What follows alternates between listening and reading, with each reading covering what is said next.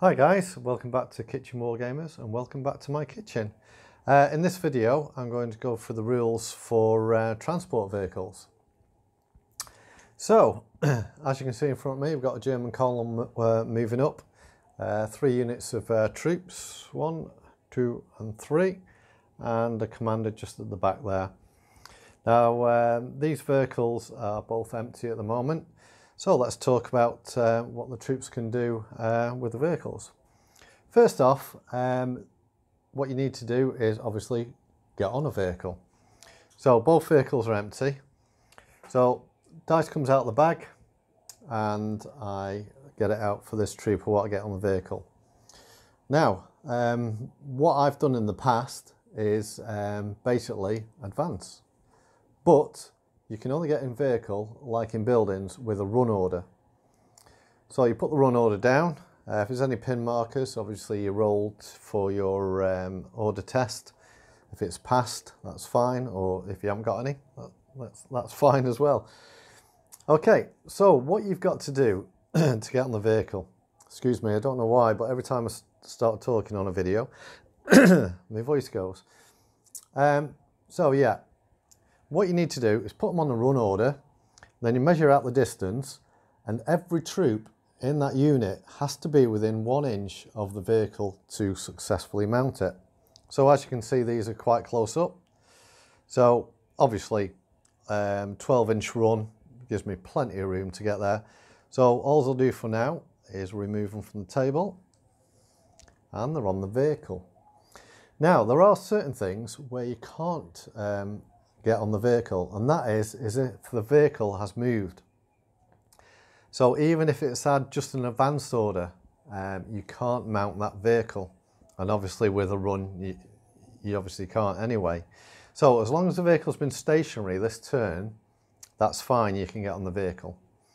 Now what to do to say which troops are on what vehicle, I've seen some players, and I sometimes do it as well, just fit one model on the vehicle like that, so you know that there's troops in that one. Okay, another thing with vehicle transports is how many people it can carry. It's just gone straight out of my head how much this German half-track can carry. I think it's 12. Yeah, okay, we'll go with 12. So basically what that means is this can carry 12 troops. So 1 unit has got on the vehicle. So is that it?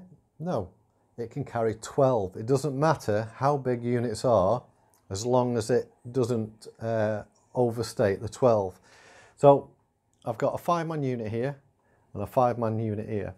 So if I wanted to, I could put them 2 units, run them up and get into the vehicle. So that's takes up 10 spaces. Excuse me. Again. So that's taken up 12 spaces. In the back here, I've got my commander. So if I wanted to, I could put him as well. And that'll be 11 spaces. So I've got space for 1 more unit or troop. So as you can see, it's not one vehicle, 1 troop unit. It's how many troops you can get on there. So that's quite a good point to know, especially if you wanted to carry a couple of units. So yeah, that's boarding a vehicle. Once you've boarded the vehicle as well, and the order comes out for the vehicle, the transport vehicle cannot move or run when it's mounted.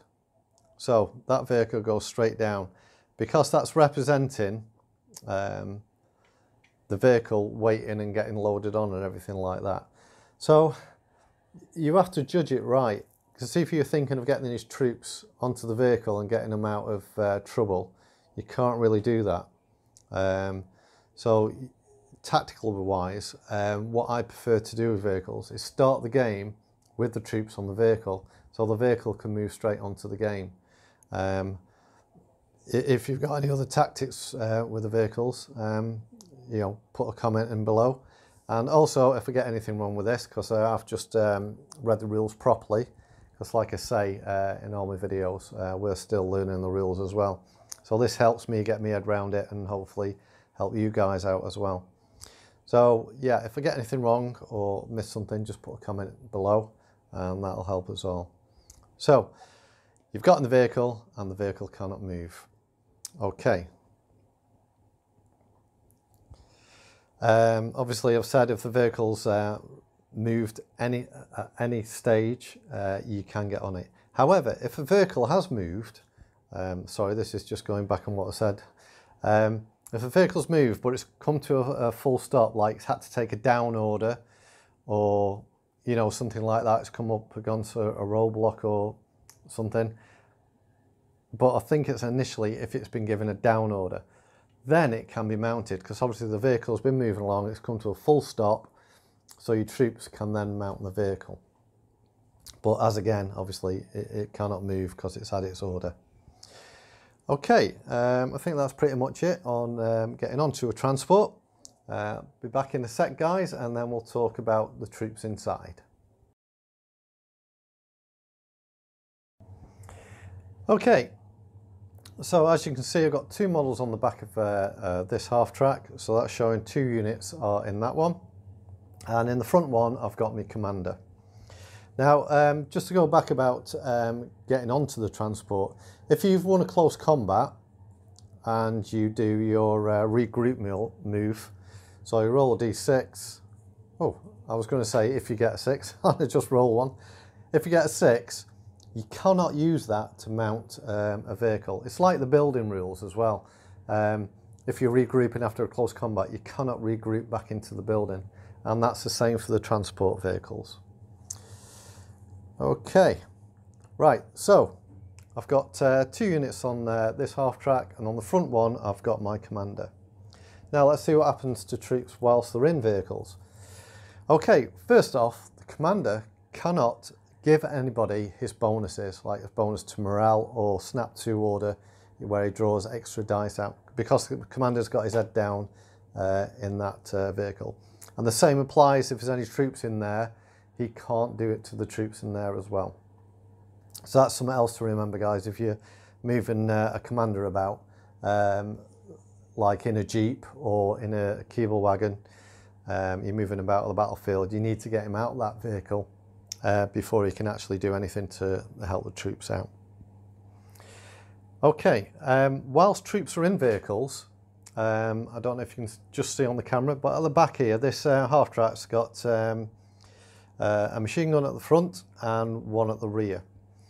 Now the crew in the vehicle, that's giving you enough for a driver and one gunner. No matter what the transport vehicle is, you can only fire one weapon from there using the crew from the vehicle itself.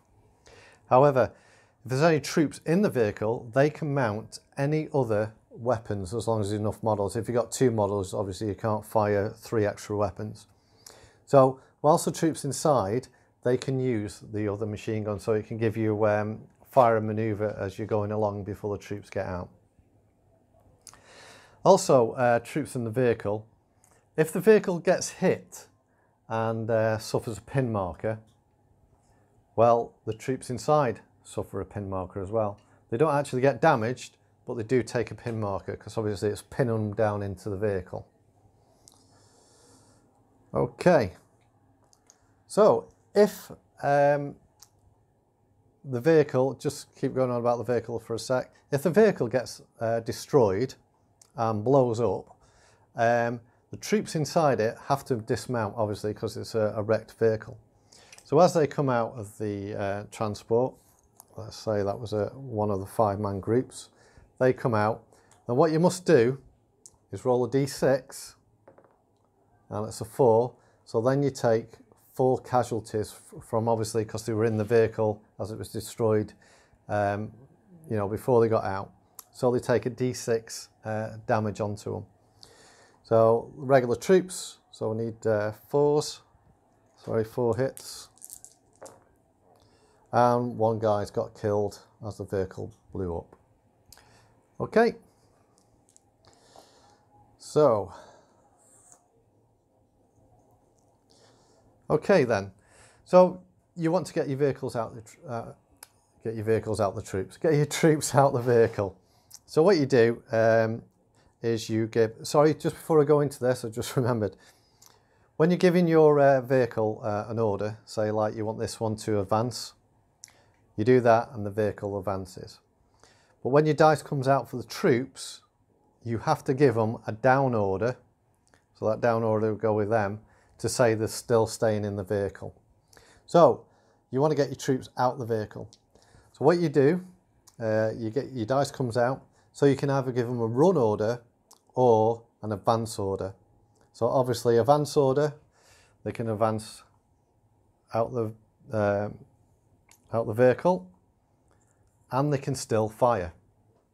So this is why I use them at the beginning of the game, to get them onto the board in the vehicle, so the vehicle can quickly take them to where I want them, and then if needed they could jump out and fire at any stage on the way.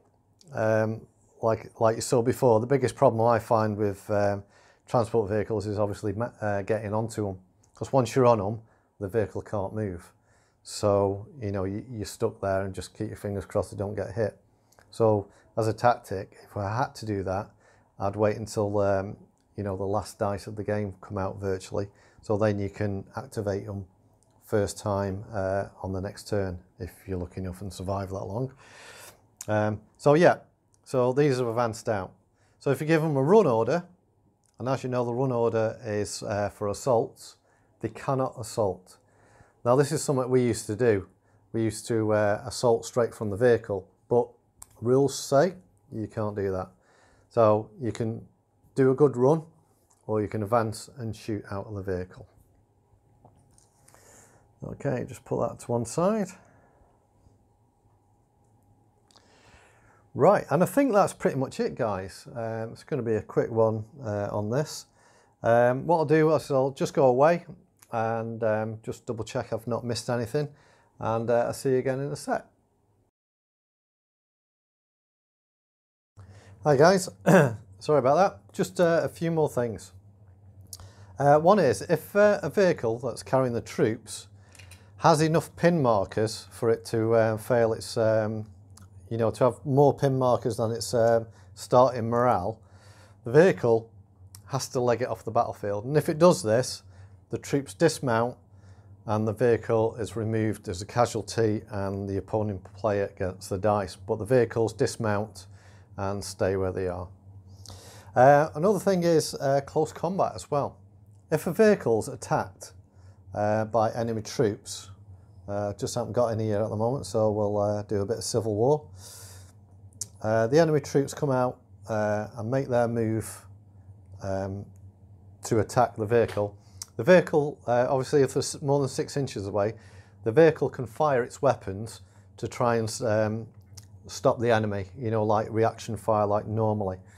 However, if it doesn't make enough kills and the enemy unit still keeps running up to the vehicle, what happens then is the troops dismount and engage the enemy's charge, and they fight a round of close combat. If you've got 2 units in the vehicle, the unit that's got the most troops is the one that fights the attacker. If they're equal, it's up to you to pick which troops come out. So that's something to remember as well, guys.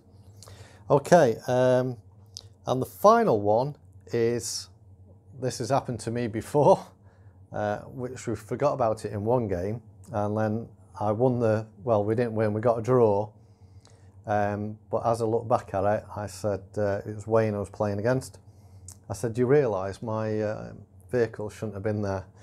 Now, what that was, your empty vehicle, sorry, there's a friendly unit. This is the enemy advancing, and here's your empty transport. Because the enemy are closer to the empty transport than a friendly unit, that is removed as a casualty, and its dice goes to your opponent as a victory point. The reason behind that is obviously a load of troops piling at you, you've got one little weapon or no weapons, and you're not carrying anybody, so it's a waste of time you being there. So it's basically the vehicle running off the battlefield. So that's something to remember as well, guys. Especially in our games, we have a house rule that any vehicle, even an empty transport, can capture an objective.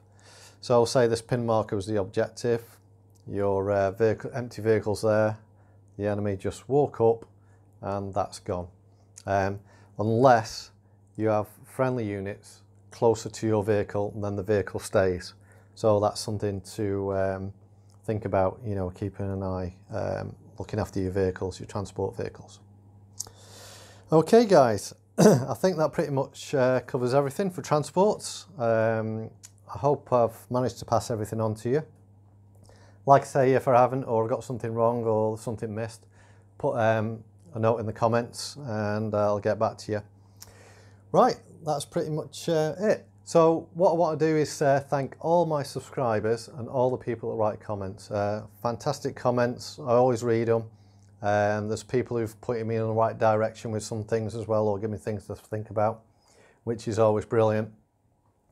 And all the subscribers, thanks very much. And if you haven't subscribed and you watch these videos, please do so, because I've noticed as well that more non-subscribers watch my videos than they do subscribers. So if those non-subscribers could please subscribe, that'll be fantastic. Okay guys, well, still looking forward to getting back to playing games. However, I've had an idea for a solo game, a small solo game, which I had in my mind for a two-player game, but it's something a bit different. Using all the bolt action rules like we do, obviously, and the dice system, everything like that, but it's only going to include 10 men per side. And yeah, as soon as I film that, I'll put that up and see what you guys think. Just you know, something for a bit of fun. Okay, once again, thank you very much guys, and remember to make it, paint it and play it, and I'll see you again soon. Bye.